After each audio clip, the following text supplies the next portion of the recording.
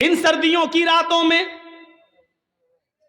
On line پڑھائی کے بہانے آپ کی بیٹیاں موبائل استعمال کر کے واٹس ایپ اور فیس بک یوز کر رہی ہیں، اور آپ یہ امید رکھتے ہیں کہ ہماری بیٹیاں با پردہ اور با حیا ہو جائیں گی، نقاب لگائیں گی، خوشبو سے پاک صاف رہ کر بازار میں یا اپنے میکے یا کہیں اور جائیں گی۔ یہ آپ آج کے اس دور میں امید لگا رہے ہیں تو بیکار ہے۔ اگر آپ نے اپنی بیٹی کو اینڈرائڈ موبائل دے رکھا ہے، فیس بک اور میسنجر اور واٹس ایپ اگر وہ چلا رہی ہیں، تو یاد رکھیے گا آپ اپنی بیٹی پر بھروسے کے لائق نہیں ہیں۔ آپ کی نظر میں آپ کی بیٹی کتنی پاک صاف ہو، لیکن آپ کو اپنی بیٹی پر بھروسہ نہیں کرنا چاہیے، اعتماد نہیں کرنا چاہیے، اس لیے کہ واٹس ایپ اور میسنجر اور فیس بک چلانے والی لڑکی کا اعتبار نہیں کیا جا سکتا ہے آج کے اس دور میں۔ جب حضرت عائشہ صدیقہ کے اوپر تہمت لگ سکتی ہے، حضرت عائشہ صدیقہ الزام سے اپنے آپ کو نہیں بچا سکتی ہیں، تو ہماری بیٹیاں ان سے زیادہ پاک دامن تو نہیں ہیں، ہماری بچیاں ان سے زیادہ نیک تو نہیں ہیں۔ جب منافقوں نے، جھوٹوں نے، جب کجروؤں نے اور دل کے گندے لوگوں نے اما عائشہ کو نہیں چھوڑا، تو ہماری بیٹیوں کو کیسے چھوڑیں گے؟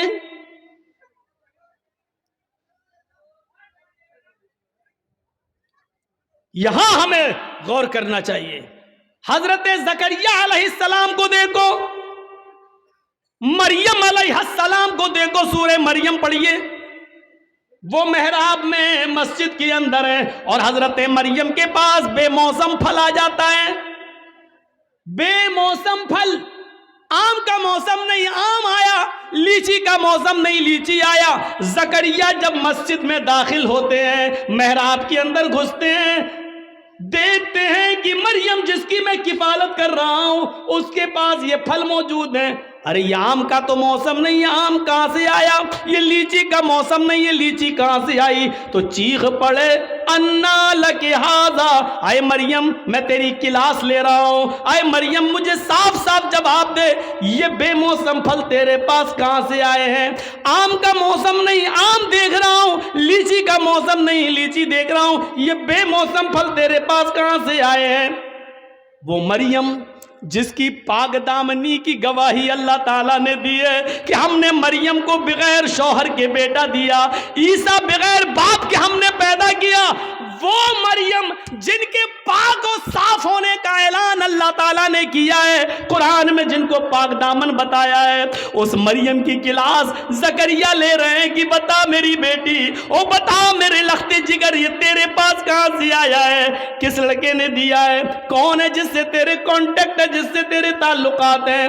اللہ والی تھی، نیکی فرما بردار تھی، اپنے سرپرست کو شرمندہ نہیں کر سکتی تھی، جس نے پال پوس کر مجھے اتنا بڑا کیا، اس کی عزت خاک میں نہیں ملا سکتی تھی۔ کہنے لگی آپ میرے اوپر شک نہ کریں، اے زکریا میرے اوپر ڈاؤٹ نہ کریں، قالت ہوا من عند اللہ، یہ کسی لڑکی کی طرف سے نہیں بلکہ اللہ کی طرف سے آیا ہے، یہ اللہ نے بھیجا ہے، یہ جنتی پھل ہے، کوئی فرشتہ دے کر گیا ہے، اس میں کسی لڑکے کا ہاتھ نہیں ہے۔ جب مریم سے پوچھا جا سکتا کہ یہ پھل کہاں سے آیا، تم اپنی بیٹیوں سے کیوں نہیں پوچھ سکتے یہ موبائل تیرے پاس کہاں سے آیا؟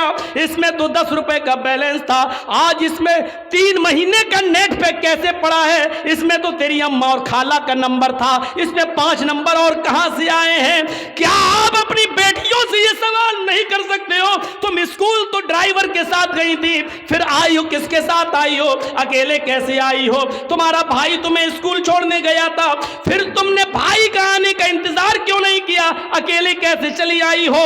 یہ گھر سے کتاب 3 لے کے گئی تھی، یہ 5 کتابیں تمہارے پاس کہاں سے آئی ہیں؟ یہ سارے سوالات کی ذمہ داری ایک باپ کی بنتی ہے جو اپنی بیٹی سے پوچھے، اپنی اولاد سے پوچھے۔ اور اگر تم ایسا نہیں کر سکتے ہو تو تیار رہو، ہماری بیٹیاں کل RSS کے گنڈوں سے نکاح کرنے کے لیے تیار ہیں، اس لیے کہ یہ پلاننگ ہو چکی ہے کہ مسلم لڑکیوں کو اسکولوں میں جگہ دو اور ہندو لڑکوں سے کہہ دیا گیا کھل کے پیار کرو، کولڈ میرج کرو، ان کو نکاح کی बंधन में बांधो और 2-4 बच्चे पैदा करके बच्चे अपने पास रख के औरत को दर दर की ठोकर खाने के लिए मजबूर कर दो, उसको निकाल दो। अगर आप अपनी बेटियों की निगरानी नहीं कर सकते हो तो तैयार रहो, आपकी बेटियां गैर मुस्लिमों के साथ निकाह करने के लिए तैयार हैं। 10,000 से ज्यादा एप्लीकेशन कोर्ट में मौजूद हैं मुस्लिम लड़कियों की, जिसमें यह कहा गया है हमें अपनी मर्जी से हिंदू लड़कों के साथ निकाह करने के लिए तैयार हैं। मेरे माँ बाप रोकेंगे इसलिए मुझे पुलिस प्रोडक्ट दिया जाए, प्रोडक्शन दिया जाए, सुरक्षा दी जाए। मेरे माँ बाप कोर्ट मैरिज के मौके पर मेरे लिए रुकावट बन सकते हैं। ये लड़कियों ने, मुस्लिम लड़कियों ने, कॉलेज की लड़कियों ने ये लिख कर दिया है। तैयार रहिए, अगर आप अपनी बेटियों के मोबाइल नहीं छीन सकते हो, उनसे सवाल जवाब नहीं कर सकते हो, तो फिर ये दिन देखने के लिए तैयार रहो कि आपकी बेटी मिसेस इदरीस, मिसेस असलम नहीं बनेगी, मिसेस खन्ना बनेगी, मिसेस रमेश बनेगी, मिसेस मनमोहन बनेगी, मिसेस फला बनेगी, ये बनेगी। इसके लिए तैयार रहो। जो कहना था कह दिया, बुरा लगना स्वाभाविक है क्योंकि हक है, हक बुरा लगता ही है, कड़वी है, कड़वी चीज खराब होती ही है। इसलिए मैं माफी का चंदा नहीं मांगूंगा आपसे, स्वाभाविक चीज है, होना है। आपने पूछा नमाज पढ़ी कि नहीं पढ़ी, बेटे से पूछा। हमारे नबी ने तो ये कहा था ना, जब बच्चा 7 साल का हो जाए, बच्चे में लड़का लड़की दोनों शामिल है, जब बच्चा 7 साल का हो जाए नमाज पढ़ने का हुक्म दो, लेके जाओ।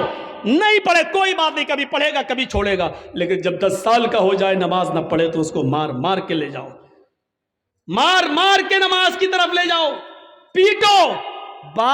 10 साल के बाद लड़के को पीटना पड़ेगा, नमाज के लिए मारना पड़ेगा, सजा देना पड़ेगी आपको अपने बेटे को, क्योंकि वो 10 साल का हो चुका है। 10 साल के बाद बाप की जिम्मेदारी बनती है कि वो अपने बेटे को नमाज न पढ़ने पर मारे, पीटे और फिर मस्जिद में ले जाए। आपने किया ऐसा? मोबाइल चलाने की खुली इजाजत, चलाओ और बिगड़ो। काजी शुरैह ने जो फैसला किया उस फैसले को देखिए। हजरत उमर फारूक जब फजर की नमाज पढ़ाने के लिए खड़े हुए तो अबू लूलू ने, फिरोज नामी आदमी ने, किसी बात पर वो हजरत उमर से नाराज था, उसने खंजर में जहर बुझा लिया था और छिपकर बैठा हुआ था मिंबर के पास। हजरत उमर ने जूं ही कहा अल्लाहु अकबर, फौरन उसने खंजर मार दिया। हजरत उमर फारूक के पेट में वो खंजर लगता है, उसने निकाला तो पेट थोड़ा सा फट जाता है, नाफ से लेकर जहां शर्मगाह होती है यहां तक जब उसने खंजर निकाला तो यहां तक पेट फट गया, खून का धारा बहने लगा। नमाजियों ने अबू लूलू को पकड़ना चाहा लेकिन वो भागने लगा। एक सहाबी ने अपनी चादर उसके ऊपर फेंकी जिससे उसका पैर उलझ गया, वो गिर गया। जब उसने देखा कि अब मैं पकड़ा जाऊंगा और बचूंगा नहीं, तो उसने वही जहर आलूद खंजर अपने पेट में मारकर खुदकुशी कर ली और मर गया। लेकिन हजरत उमर फारूक को जब होश आया तो उनको दूध पिलाया जा रहा था, दूध वो मुंह से पीते थे, पेट से बाहर निकल जाता था। शहद पिलाया गया तो शहद पेट से बाहर निकल गया। जो चीज खिलाई और पिलाई जा रही है वो मुंह से तो खिलाते थे लेकिन पेट से बाहर निकल जाती थी। इस हाल में किसी ने कह दिया अमीरुल मोमिनीन, अब आप फजर की नमाज कैसे पढ़ेंगे?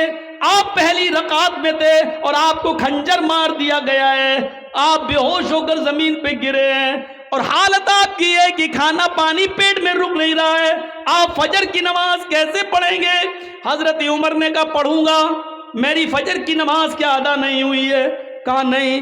पानी लाओ, वुजू बनाया, खड़े हो गए। लोगों ने कहा बैठ के पढ़ लो, कहने लगे नहीं नहीं अभी खड़े होने की ताकत है। खड़े होकर 2 रकात नमाज पढ़ी और नमाज पढ़ने के बाद फरमाया लोगों, अगर ये हालत किसी और की हो जाए, खाना पानी भी पेट से निकलने लगे, इस हाल में भी अगर नमाज का टाइम हो जाए, नमाज का वक्त हो जाए और उस आदमी को होश हो तो नमाज इस हाल में भी पढ़ना पड़ेगी। अगर इस हाल में होश है پیٹ پھٹ جانے کے باوجود، کھانا پانی پیٹ سے نکلنے کے باوجود اگر ہوش ہے اور نماز نہیں پڑھتا ہے تو لا حظ فی الاسلام لمن ترک الصلاۃ، تو ایسے آدمی کا اسلام میں کوئی حصہ نہیں ہے۔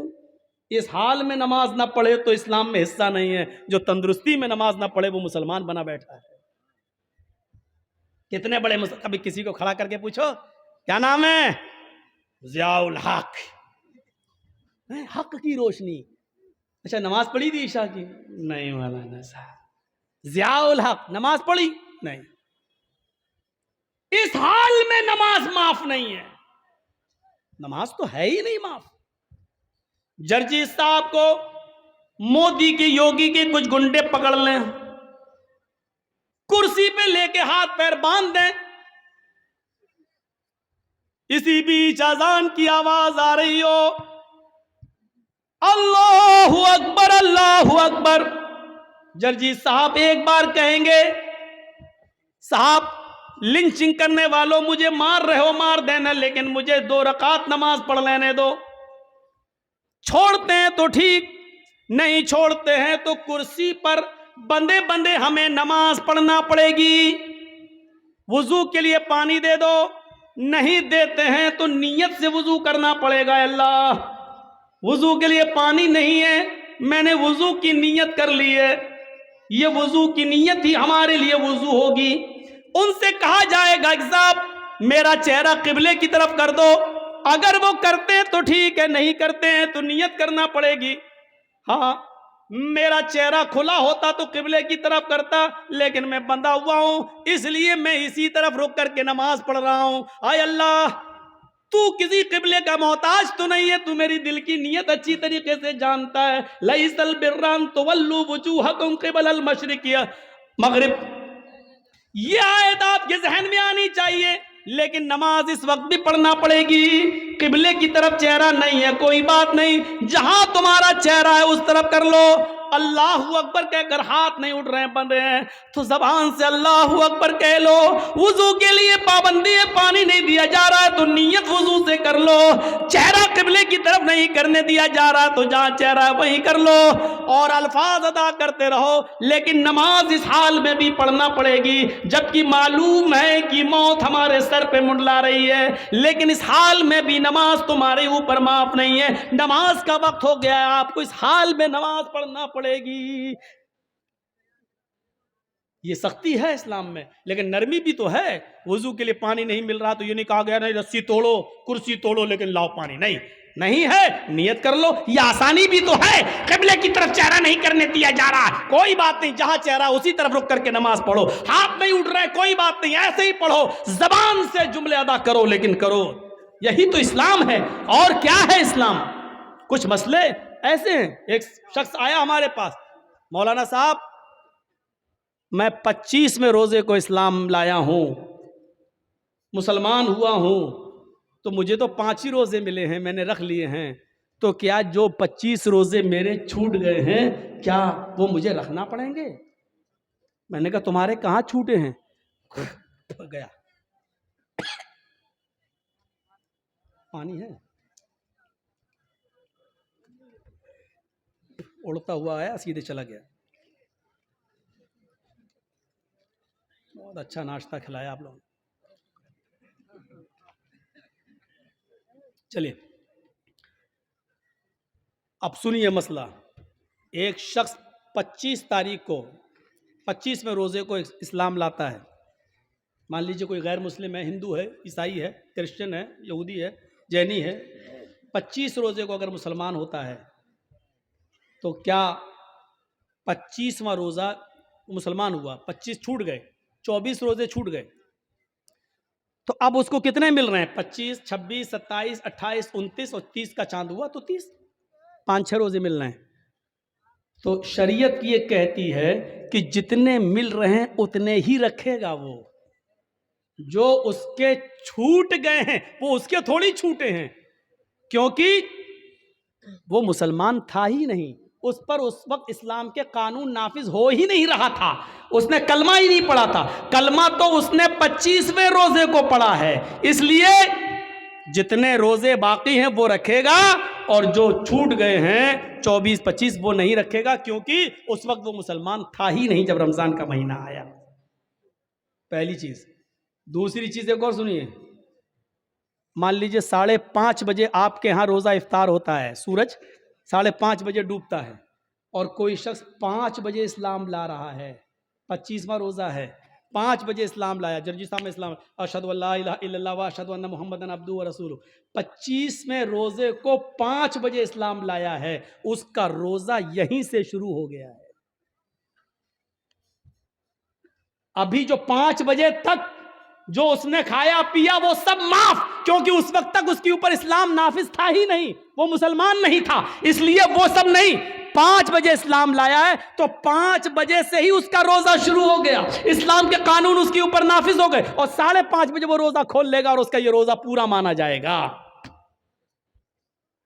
25واں روزہ آدھا گھنٹہ رکھا لیکن پورا 25واں روزہ مانا جائے گا. اب 25واں جوڑا جائے گا، 26واں رکھے گا، 27واں 28واں 29واں 30واں یہ رکھا جائے گا، اور اس سے پہلے جو چھوٹ گئے وہ ایک بھی اس کو نہیں رکھنا پڑیں گے، کیونکہ اس وقت تک وہ مسلمان نہیں تھا. ان مسئلوں کو ذہن میں رکھیے، یہ چھوٹے چھوٹے مسئلے ہیں، اپنے ذہن میں ان مسئلوں کو رکھیے اور یاد کریے. اسی لیے کہتے ہیں کہ کچھ دینی تعلیم بھی سیکھ لیجیے، انگلش میڈیم کے ساتھ ساتھ انگریزی تعلیم کے ساتھ ساتھ کچھ دین کے مسئلے بھی سیکھا کیجئے. تو 25ویں روزے کو اسلام لایا، 25 ختم، وہ نہیں رکھے جائیں گے.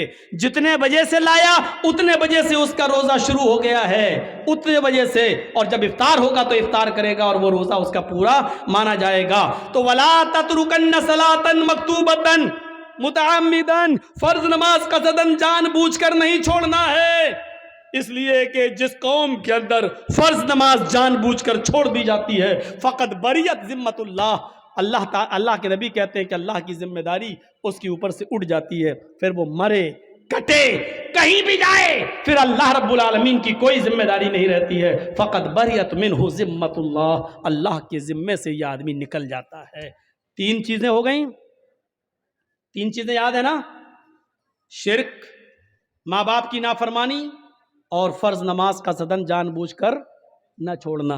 چوتھی چیز بھی ہمارے سماج کا بہت بڑا حصہ، سنیے گا، وَلَا تَشْرَبَنَّ خَمْرًا فَإِنَّهُ رَأْسُ كُلِّ فَاحِشَةٍ، اور ہرگز کبھی شراب مت پینا. اس لیے آگے کا جملہ فَإِنَّهُ رَأْسُ كُلِّ فَاحِشَةٍ، اس لیے کہ یہ ہر گندی چیز کا دروازہ ہے. شراب ہر گندی چیز کا دروازہ ہے. یہ جملہ بڑا خطرناک ہے جو اللہ کے نبی نے کہا کہ شراب مت پینا، یہ تو ٹھیک ہے، لیکن شراب ہر گندی چیز کا ٹھکانہ ہے، ہر گندی چیز کی جڑ ہے. یہ جملے بڑے قابل غور ہیں. سنن نسائی کی حدیث کی کتاب ہے، ایک حدیث کی کتاب ہے سنن نسائی، اس میں ایک واقعہ آیا ہے بنی اسرائیل کا. اس زمانے میں ایک بہت بڑا نیک آدمی رہتا تھا، بہت بڑا نیک آدمی، پکا سچا نمازی اور عابد، عبادت گزار، تہجد گزار، ساری عبادتیں کرتا تھا، نیک آدمی. لیکن اس زمانے میں اس کے گاؤں کی ایک عورت بیوہ ہو چکی تھی، اس کا آدمی مر چکا تھا.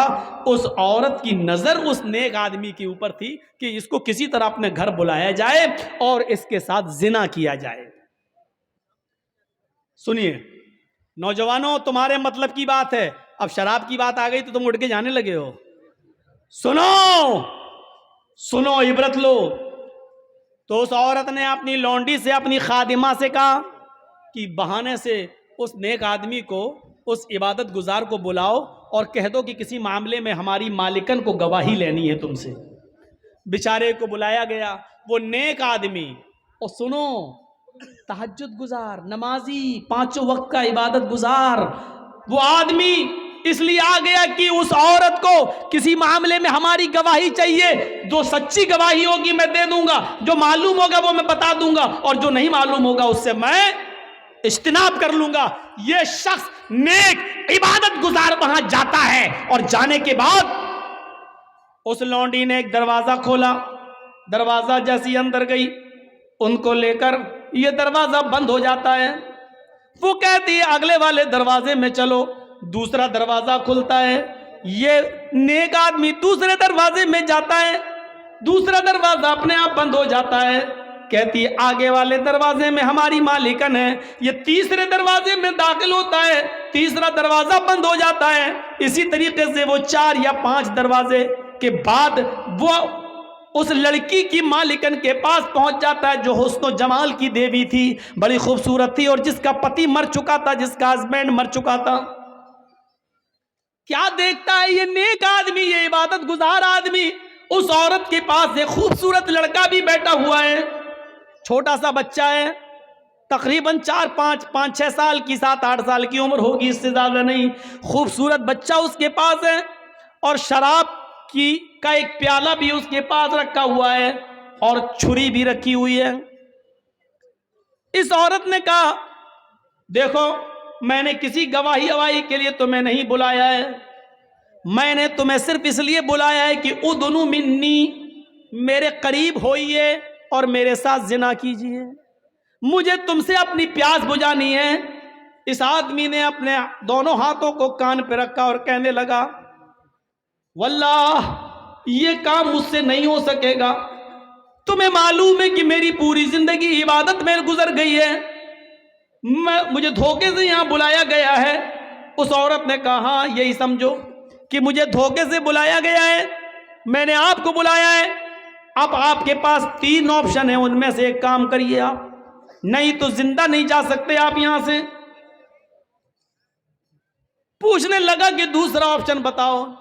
اس نے کہا میں 2 آپشن اور دیتی ہوں، یا تو میرے ساتھ زنا کیجئے، زنا نہیں کر سکتے تو یہ چھری اٹھائیے، اس خوبصورت جو بچہ بیٹا 7-8 سال کا، اس بچے کو قتل کیجئے، یا تو میرے ساتھ زنا کیجئے یا اس کے ساتھ اس کو قتل کیجئے۔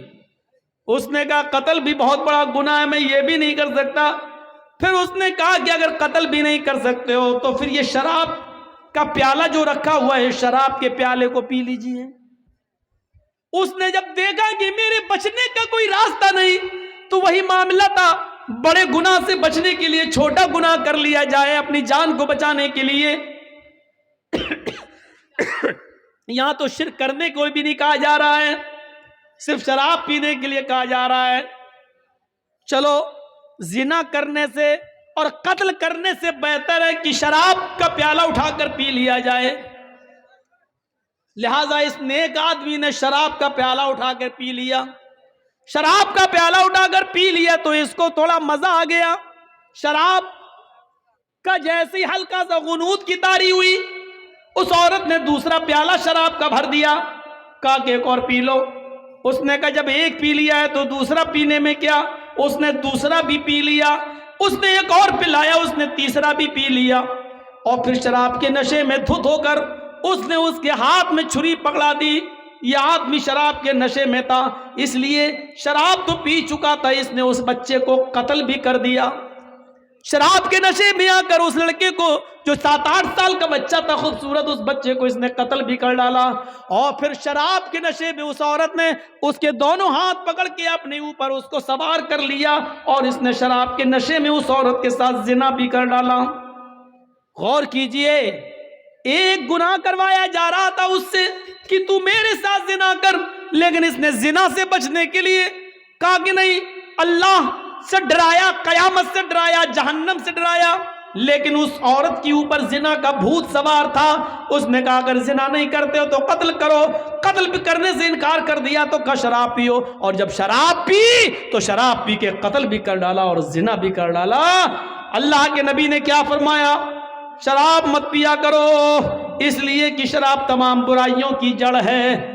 میرے بھائیوں، نہ شراب پیا ہوتا، نہ قتل کیا ہوتا، نہ زنا، شراب نے اس سے قتل بھی کروا دیا اور زنا بھی کروا دیا۔ پھر یہ آدمی میرے بھائیوں زندگی بھر شرابی بن گیا ہے، گلیوں میں گھومتا پھرتا اور لوگوں سے شراب کی بھیک مانگتا پھرتا۔ یہ ایک جنتی آدمی تھا، لیکن ایک بار شراب پینے کے بعد اس کی دل کی دنیا بدلی، اور اس حال میں مرا کہ مرتے وقت بھی یہ شراب کی بوتل مانگ رہا تھا، شراب کا پیالہ مانگ رہا تھا، شراب مانگ رہا تھا، اور بالآخر شراب نہیں ملی اور ایسے ہی مر جاتا ہے۔ اندازہ لگائیے کہ ایک پیالے شراب نے اس آدمی کی زندگی کو کیسے بدل دیا، ایک جنتی انسان کو جہنمی انسان کیسے بنا دیا۔ اسی لیے اللہ کے نبی نے فرمایا وَلَا تَشْرَبَنَّ خَمْرًا فَإِنَّهُ رَأْسُ كُلِّ ذَنْبٍ کل فاحشۃ، ہر گندی چیز کی جڑ ہے یہ شراب۔ نوجوانوں اس شراب کو تم ہاتھ مت لگایا کرو، چھوڑ دو اس شراب کو۔ ایک انصاری نے دعوت کی مدینے کے اندر، حضرت علی کی، عبد الرحمن ابن عوف کی اور بہت سے صحابہ کی جب دعوت کر دی۔ اس زمانے میں شراب حرام نہیں ہوئی تھی، شراب کی حرمت کا اعلان نہیں ہوا تھا۔ اس انصاری نے سب کو کھانا کھلایا اور کھانا کھلانے کے بعد شراب کا جام بھی پلوا دیا۔ شراب پی، حرام تو ہوئی نہیں تھی، اس لیے جو لوگ پیتے تھے وہ پی لیتے تھے۔ شراب یہاں پی اور یہاں مغرب کی اذان کی آواز آنے لگی۔ اب سب کہنے لگے کہ شراب تو پی لی، اب نماز پڑھنے مسجد میں کیا جاؤں، چلو یہیں جماعت کر لو۔ گھر میں ہی جماعت ہونے لگی۔ حضرت عبد الرحمن ابن عوف کو امام بنا دیا۔ حضرت عبد الرحمن ابن عوف نماز پڑھا رہے ہیں مغرب کی، حضرت علی اور دوسرے صحابہ پیچھے کھڑے ہیں اور مغرب میں زور زور سے قرآن کی تلاوت کی جاتی ہے، وہ بھی کر رہے ہیں۔ شراب اپنا رنگ دکھانے لگی، دماغ پہ چڑھنے لگی، اور یہاں قرآن کی آیت پڑھ رہے ہیں الحمدللہ رب العالمین الرحمن الرحیم مالک یوم الدین ایاک نعبد و ایاک نستعین اہدنا الصراط المستقیم صراط الذین انعمت علیہم غیر المغضوب علیہم ولا الضالین۔ گاڑی صحیح چلی یہاں تک۔ اس کے بعد انہوں نے آنے لگا، چڑھ گئی اور نماز میں ہے۔ بسم اللہ الرحمن الرحیم، اب قرآن کی سورت شروع ہو گئی۔ قُلْ يَا أَيُّهَا الْكَافِرُونَ لَا أَعْبُدُ مَا تَعْبُدُونَ۔ قرآن کی آیت یہی ہے، لیکن یہ کیا پڑھ رہے ہیں نماز میں؟ قُلْ يَا أَيُّهَا الْكَافِرُونَ نَحْنُ نَعْبُدُ مَا تَعْبُدُونَ۔ بالکل معنی ہی الٹ دیا۔ ترجمہ کیا ہوا؟ قُلْ يَا أَيُّهَا الْكَافِرُونَ، اے محمد صلی اللہ علیہ وسلم کہہ دو اے کافرو، لا اعبد ما تعبدون، میں ان جھوٹے خداؤں کی پوجا نہیں کرتا جن کی تم کرتے ہو۔ یہ ہے ترجمہ، لیکن انہوں نے کیا پڑھ دیا؟ نحن نعبد ما تعبدون۔ اے محمد صلی اللہ علیہ وسلم کہہ دو کہ اے کافرو، میں بھی ان جھوٹے خداؤں کو پوجتا ہوں جن کو تم پوجتے ہو، میں بھی ان کی عبادت کرتا ہوں جن کی تم کرتے ہو۔ معنی ہی بدل گیا۔ اللہ اللہ کر کے کسی طرح نماز ختم ہوئی، وہاں اللہ کے نبی کے اوپر قرآن کی آیت نازل ہوتی ہے یا ایھا الذین آمنوا لا تقربوا الصلاۃ وانتم سکارى حتی تعلموا ما تقولون۔ اے ایمان والو تم نماز کے قریب مت جاؤ جب تم نشے میں ہو۔ یہ آیت نازل ہو رہی ہے اللہ کے نبی کے اوپر۔ اے مسلمانوں، اے ایمان والو تم نماز کے قریب مت جاؤ، جب تم نشے میں ہوا کرو تو نماز کے قریب مت جاؤ۔ اس وقت تک نہ پڑھو جب تک کہ تم ان باتوں کو سمجھنے نہ لگو جو تمہارے منہ سے نکل رہی ہیں۔ تمہیں خود نہیں معلوم لا اعبد ما تعبدون پڑھنا ہے کہ نحن نعبد ما تعبدون پڑھنا ہے، تم سمجھ ہی نہیں پا رہے ہو۔ جب تک تم اپنی زبان سے نکلنے والے جملے اور ورڈز کو سمجھنے نہ لگو تب تک تم نماز نہ پڑھو۔ صحابہ کے ضمیر جھنجھڑ گئے، یا اللہ یہ شراب اتنی خراب چیز ہے کہ اللہ تعالیٰ نے نماز جیسی عبادت کو ملتوی کر دیا۔ یعنی شراب اگر پی لیا کرو تو نماز مت پڑھو جب تم نشے میں ہو۔ یا اللہ ایسے کیسے ہو سکتا ہے کہ میں نماز کے لیے شراب چھوڑ دوں، شراب پیوں، شراب نماز چھوڑنے کے لیے شراب پیوں؟ نہیں نہیں نہیں، شراب چھوڑ سکتا ہوں لیکن نماز نہیں۔ اس آیت نے ان کے ضمیروں کو جگا دیا۔ مسلمانوں ایمانداری کے ساتھ بتاؤ ہمارے ضمیر کتنے جاگے ہوئے ہیں شراب کے تعلق سے؟ کتنے؟ چلیے آئیے میرے ساتھ بامبے کا سفر کریے، ٹاٹا ہاسپٹل چلیے۔ میں نے اپنے چچیرے بھائی کا، پھپھیرے بھائی کا علاج 11 سال تک کرایا ہے ٹاٹا ہاسپٹل میں، اور 11 سال کرانے کے بعد بھی اللہ کے حکم کے آگے کسی کی نہیں چلتی. اور 11 سال کے بعد جب اس کا دوبارہ پیر کا آپریشن ہوا تو 3 مہینے کے بعد اس کا کینسر اوپر تک بڑھ گیا اور پھر ہم نہیں بچا سکے. وہی ہوا جو اللہ کو منظور تھا. ٹاٹا ہاسپٹل گواہی دے گا کتنے لوگوں کے لیور میں کینسر شراب کی وجہ سے ہوتا ہے, کتنے لوگوں کی آنتوں میں کینسر شراب کی وجہ سے, اور کتنے لوگوں کی کڈنی خراب ہوئی ہے ان میں کینسر ہوا ہے شراب کی وجہ سے. یہ ٹاٹا ہاسپٹل کی دیواریں لکھی ہوئی ہیں, بتا رہی ہیں, اور وہاں کے ڈاکٹر آپ کو گواہی دیں گے. میرے بھائیوں, شراب کینسر کی بنیادی بیماری کی جڑ ہے. یہ لیور کا کینسر کر دے, یہ دماغ کا کینسر کر دے, یہ آنتوں کا کینسر کر دے, یہ کڈنی کا کینسر کر دے. یہ جس خون میں دوڑتی ہے کس حصے کو کینسر کا پیشنٹ بنا دے, یہ کچھ نہیں کہا جا سکتا ہے. اللہ کے رسول نے اس کو ایسے ہی حرام قرار نہیں دیا ہے, اس کو چھوڑیے. ایک صحابی ہیں, شراب حرام نہیں ہوئی ہے, انہوں نے زیادہ پی لی ہے, اور زیادہ پینے کے بعد پھر وہ اپنی بیٹی کو پکڑ لیے, ہاتھ پکڑ کر کھینچنے لگے, اپنے روم میں لے جانے لگے جہاں وہ اور ان کی بیوی سوتی تھی. بیوی نے دیکھا کہ میری بیٹی کا یہ کھینچ رہے ہیں میری بیٹی کو, تو وہ آئی اور اپنی بیٹی کو بچاتی ہیں اور شوہر کو دھکا دیتی ہے, پتی کو کمرے میں بند کر دیتی ہیں. جب نشہ اترتا ہے تو وہ دروازہ اندر سے پیٹتا ہے, یہ دروازہ کھولتی ہے. وہ صحابی اپنی بیوی کو مارتے ہیں اور پیٹتے ہیں. جب بیوی پیٹ چکی تو کہنے لگی تھک گئے ہو کیا, اور نہیں مارو گے؟ پھر اس نے اپنی بیوی کو گلے سے لگا لیا اور کہا تم جانتی ہو کہ تم نے مجھے بند کر دیا اس لیے میں نے مارا. ہاں مار تو لیا, لیکن پوچھا نہیں کہ کیوں میں نے بند کیا. آج تم نے شراب کچھ زیادہ ہی پی رکھی تھی. کہا وہ تو ہو جاتا ہے کبھی کم کبھی زیادہ, اگر پی لی تو کیا ہوا؟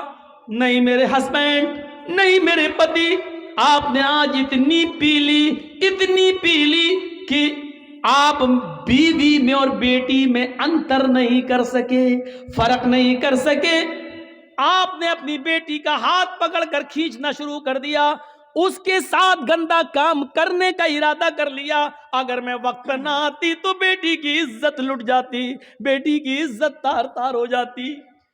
صحابی یہ جملہ سنتے ہیں آنکھوں میں آنسو آ جاتے ہیں, زاروں کی تار روتے ہیں, آسمان پہ نظر ڈالتے ہیں کہ اللہ یہی جملے سننے کے لیے تو نے مجھے زندگی دی ہے, کیا یہی مجھے سننا باقی رہ گیا تھا؟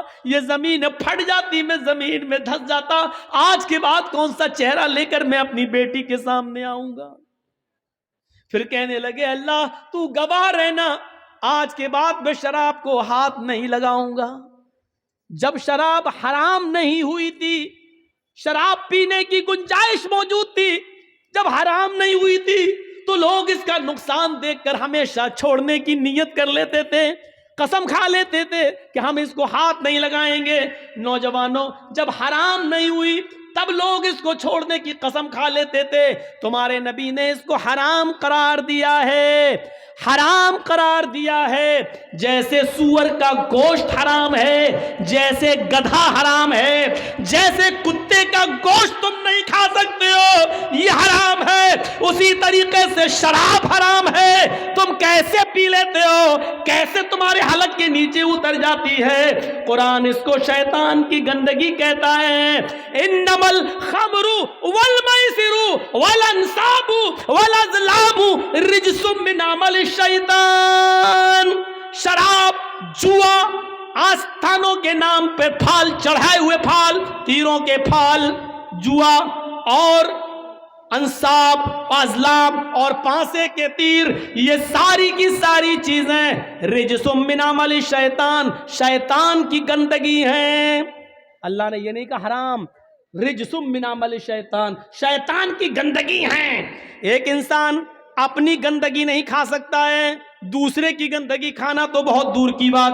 آپ نے یہاں لیٹرین کی کھا کے دکھاؤ, نہیں کھا سکتے ہو.